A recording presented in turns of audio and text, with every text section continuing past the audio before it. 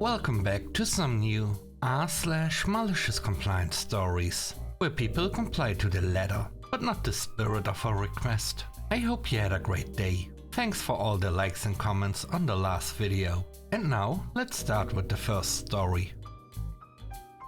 It's called Toxic Neighbor.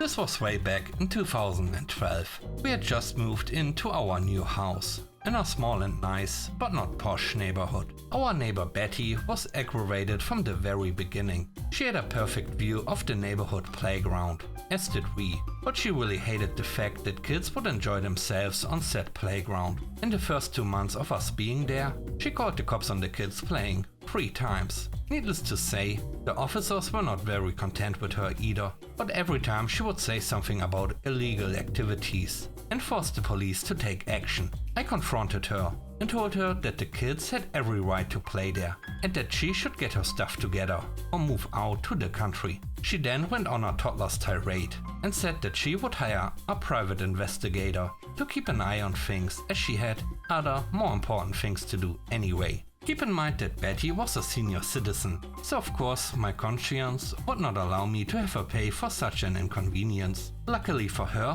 my brother-in-law was just out of a job and needed something to pay the bills. And as I had set out to make my neighbor as happy as possible, I thought I could get 2 birds with 1 stone. So I rang him up, and within 2 days we had set up the new company, Tommy's PI office. My brother-in-law is a bit scruffy looking, wearing mostly overalls and Crocs, but I figured he would be perfect for the job, as no one would suspect him being a PI. I then went along and got him a company car, as he might have to pursue the 10-year-olds, playing on the swings and dealing stuff in their spare time. Fortunately for me, I got a family discount, so I didn't have to put down a lot in wages, and the hearse was just over $1,000. So we placed Tommy and his new company hearse in front of Betty's house, public road, so she would no longer have to worry about keeping an eye on the small criminals across the street. Within 2 weeks, she finally got enough of people checking in on her and politely asked Tommy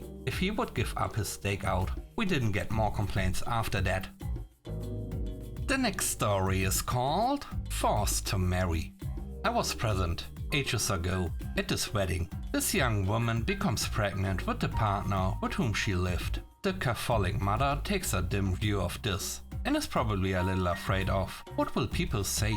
The mother therefore urges her daughter to get married and ends up threatening to disinherit her, so she organizes her wedding. The civil marriage took place relatively normally, but once at the Catholic church, she invited her zealous pastor uncle, with whom her mother no longer wanted to talk about fate, to give a mini preach in addition to that of the priest, and choose evangelical songs that obviously no one knew. At the exit of the church, I don't know how she managed to put this together, but she told me a few years later that she chose the priest specifically because of it. 2 police officers were waiting for the priest, because he was under investigation. After the photos, she arrived at the meal with the bottom of her wedding dress completely soiled. I even wonder if she served contaminated seafood, because people at the parents' table ended up sick. She was not disinherited. She's still happily married.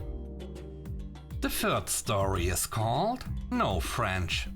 This happened in school when I was around 15. It was in a French-speaking region, and my English class had a very strict but somewhat sassy teacher, Miss Jones. The one golden rule was no French. You had to speak in English, no matter what, except emergencies of course. Miss Jones wasn't messing around, but she had a sense of humor. For example, one day, during recess, someone wrote on the board, "Miss Jones is a beach." When she saw it, she started screaming, "What is wrong with you? I'm not a beach, I'm a witch." Then she spelled correctly the word and wrote it on the board. She added, "Besides, it's not a bad thing. It stands for a babe in total control of herself." One day in class, Miss Jones mentioned war, and a student didn't know what that word meant. So Miss Jones starts explaining it in English. The student doesn't get it. Other students pitch in, still in English, to no result. This goes on for some time. I get fed up and say,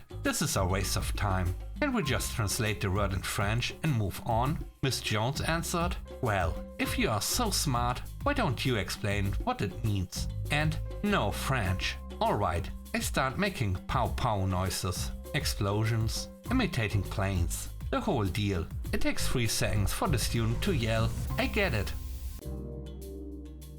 The last story is called Customer is Always Right. I had a customer come into my job, and as I was about to put on gloves to start her order, she's looking at my hands and then asked if I could wash my hands. I wasn't doing anything prior to that, just standing, waiting for customers. I walked away to the sink and saw my manager walking out of the bathroom and coming back on the line. I asked him to take her order, and he did. While he did that, I was hand washing and followed sanitary procedures. I went back to where the lady was standing and just stood by my manager, watching as he made her order. She goes, "Thank you," and I just look up at her with a blank face. What she doesn't know is that I work with all men and they have terrible hygiene. I wish I could have told her that my hands were probably the cleanest thing in the building, but unfortunately, the customer is always right. Thanks for watching the video to the end. I hope you enjoyed it. If you did, please don't forget to leave a like, comment and subscribe. And if you have time, watch another one of my videos. Also, if you want to support me further, check out the channel membership or Patreon. And now I hope you have a great day. See you soon. Bye bye.